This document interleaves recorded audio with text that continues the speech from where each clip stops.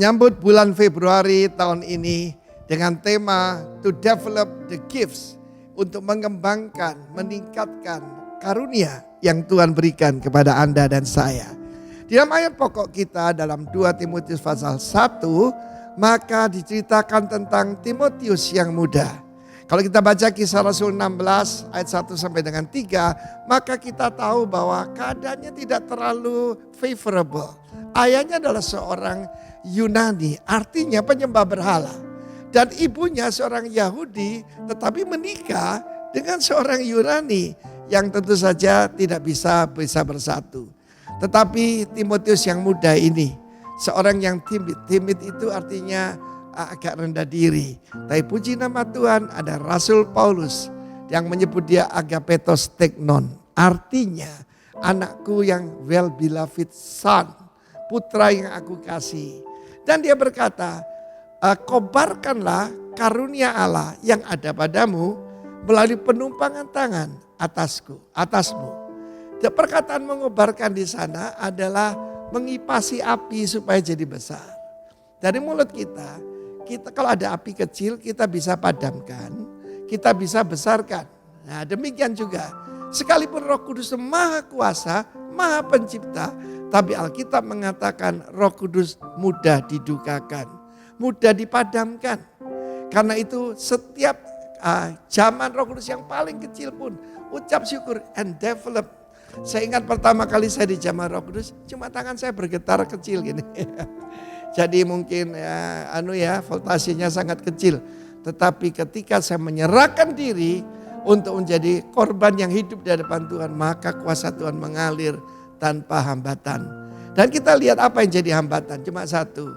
Kalau kita tidak percaya bahwa Tuhan itu penuh dengan kasih karunia. Firman Allah mengatakan dia dimotivasi oleh Rasul Paulus. Sebab Allah tidak memberikan roh ketakutan, roh sungkan, roh minder. Itu pasti bukan daripada Tuhan. Know your God, God is your Father. Know yourself, kamu adalah putra yang dikasihi Tuhan. Dan know your enemy. Kita tahu bagaimana kita menghadapi musuh dan kita perlu kuasa. Tidak ada orang berperang dengan pisau dapur. Kalau bisa pakai RPG, ya, rocket propel grenade, begitu kan? Nah, tidak mungkin saudaraku menghadapi kuasa kegelapan out there tanpa kuasa Roh Kudus. Tetapi salah satu cara untuk mengobarkannya adalah persekutuan yang benar, yaitu persekutuan yang buruk merusak kebiasaan yang baik. Karena itu sama seperti arang.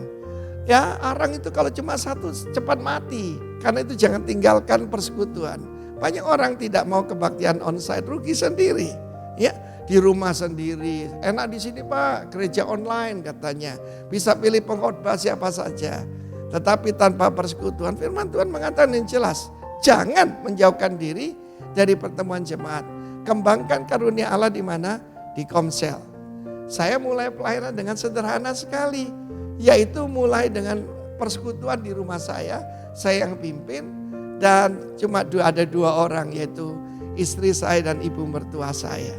Tetapi kemudian saya tidak berdiam diri dan karunia itu dilipat gandakan. Jangan lupa ada hukuman bagi mereka yang tidak melipat gandakan talenta atau uang mina yang ada padanya. Ini berbicara juga tentang segala macam talenta itu. Kiranya warga kerajaan mengerti ini. Jangan ada yang berdiam diri. Kobarkan karunia Allah yang ada padamu melalui penumpangan tangan atasmu. Karena itu nanti sesudah kenaikan Tuhan Yesus ada 10 hari menantikan, yaitu pencurahan Roh Kudus. Ini tradisi yang baik. Datanglah, urapilah, dan saat ini juga engkau bisa menerima dan kobarkan karunia itu. God bless you warga kerajaan. Amin.